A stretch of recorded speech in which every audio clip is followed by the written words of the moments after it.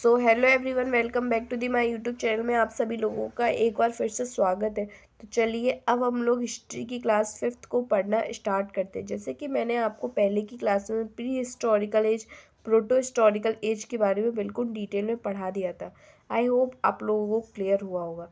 अब हम चलते हैं नेक्स्ट स्लाइड पे। अब हम लोग हिस्टोरिकल एज के बारे में जानेंगे। हिस्टोरिकल काल बेसिकली 3 पार्ट्स होते हैं। आर्चियोलॉजिकल, जिसमें हम लोग कॉइन, सिक्के, एडिक्ट, शिलालेख के बारे में पढ़ते हैं। फॉरेन ट्रैवलर्स, जो विदेशी ट्रैवलर्स आए थे उनके बारे में। लिटरेचर, साहित्य के बारे में हम लोग पढ़ेंगे। आर्चियोलॉजिकल में देख लेते हैं हमें आर्चियोलॉजिकल में किन किन चीज़ों की पढ़ाई करनी है। आर्चियोलॉजिकल में हमें कॉइन्स, सिक्के, सेकंड एडिक्ट, शिलालेख के बारे में बात करनी है। अब जान लेते हैं एडिक्ट कितने प्रकार के होते हैं। एडिक्ट बेसिकली 4 प्रकार के होते हैं, 4 टाइप के होते हैं। स्टोन एडिक्ट, जो पत्थरों पर शिलालेख की जाती है उनके बारे में। पिलर एडिक्ट, जो पिलर्स वगैरह पे एडिक्ट की जाती है, शिलालेख की जाती है उनके बारे में। केव एडिक्ट, गुफाओं पर जो शिलालेख की जाती है उनके बारे में पढ़ेंगे। और वॉल एडिक्ट, जो दीवारों पर शिलालेख की जाती है उनके बारे में हम पढ़ाई करेंगे। अब हम जान लेते हैं लिटरेचर के बारे में, साहित्य के बारे में। अब हम लोग लिटरेचर के बारे में जान लेते हैं।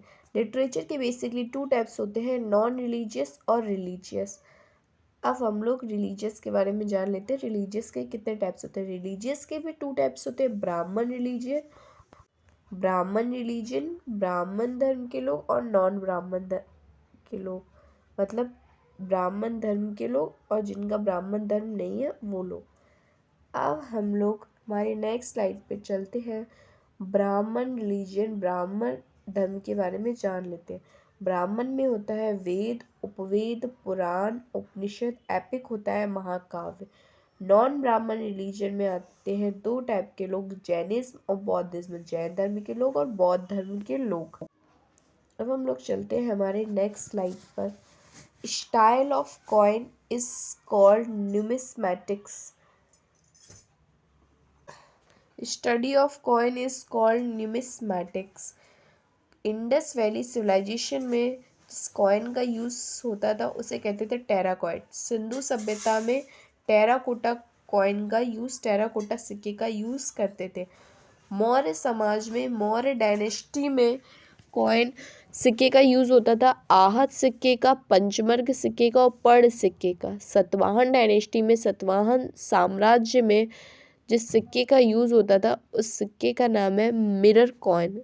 शीशे का सिक्के का यूज़ हुआ करता था सतवाहन साम्राज्य में, सतवाहन डायनेस्टी में। अब हम जानते हैं यूनानी किन सिक्के का यूज़ करते थे। यूनानी गोल्ड कॉइन का यूज़ करते थे। सोने के सिक्के का यूज़ कौन करते थे, यूनानी करते थे। कुषाण, फेमस किंग कुषाण, आप लोगों ने नाम सुना होगा, नहीं सुना होगा तो हम जब कुषाण के बारे में पढ़ेंगे तो आप लोगों को डिटेल में जानकारी पूरी हो जाएगी। प्योर गोल्ड कॉइन किसके समय, शुद्ध सोने का सिक्का कुषाण के समय यूज़ हुआ करता था। गुप्ता पीरियड में किन सिक्कों का यूज़ हुआ है। गुप्ता पीरियड में इम्प्योर गोल्ड, अशुद्ध सोना का, मैक्सिमम गोल्ड, ज़्यादातर सोने के सिक्के का यूज़ हुआ है गुप्ता पीरियड में। सिल्वर कॉइन, चांदी के सिक्के का यूज़ हुआ है गुप्ता पीरियड में। पीकॉक स्टाइल कॉइन, सिक्के पर पीकॉक बनी रहती थी, मोर बना रहता था, उसे पीकॉक स्टाइल कॉइन कहते थे। कौड़ी का यूज़ हुआ है गुप्ता पीरियड, गुप्ता काल के समय।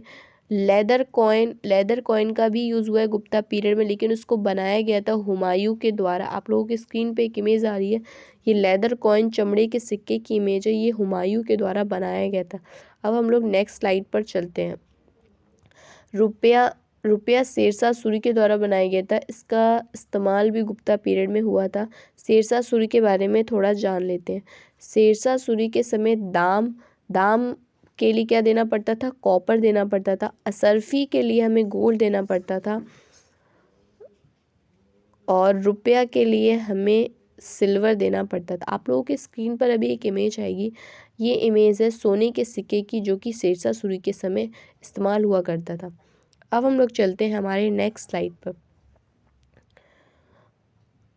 लिटरेचर, साहित्य के बारे में हम लोग जानेंगे। साहित्य के बारे में जैसे कि हमने हर चीज़ डिटेल में पढ़ते हैं उस तरीके से हम साहित्य को भी डिटेल में पढ़ेंगे।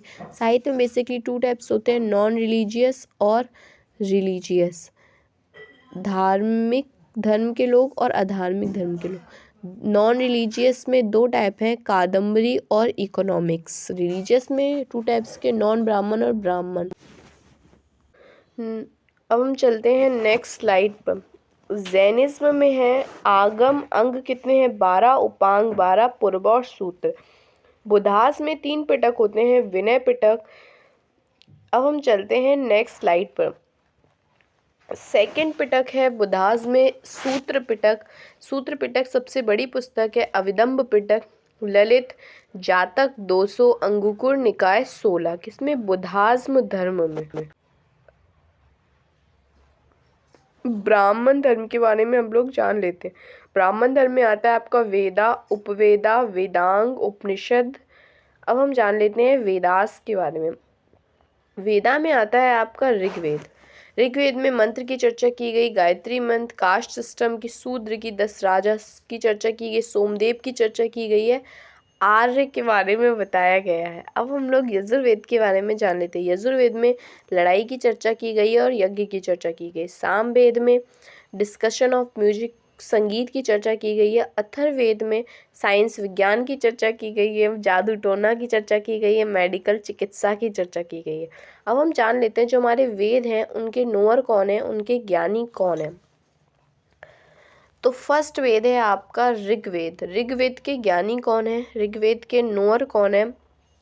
तो ऋग्वेद के ज्ञानी और ऋग्वेद के नोअर कहलाए जाते हैं होत्री। आप लोगों ने नाम सुना होगा लेकिन आप लोगों ने इतना ध्यान नहीं दिया होगा। सेकंड वन है यजुर्वेद। यजुर्वेद के नोअर कौन है, अधर युग।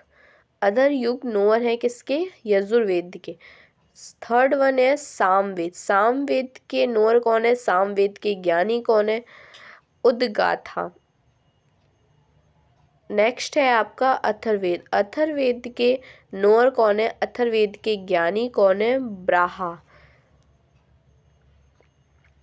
आई होप आप लोगों को समझ में आया होगा आज का सेशन। अगर समझ में आया तो लाइक करिएगा, शेयर करिएगा, सब्सक्राइब करिएगा, कमेंट करिएगा। Thank you so much for this session.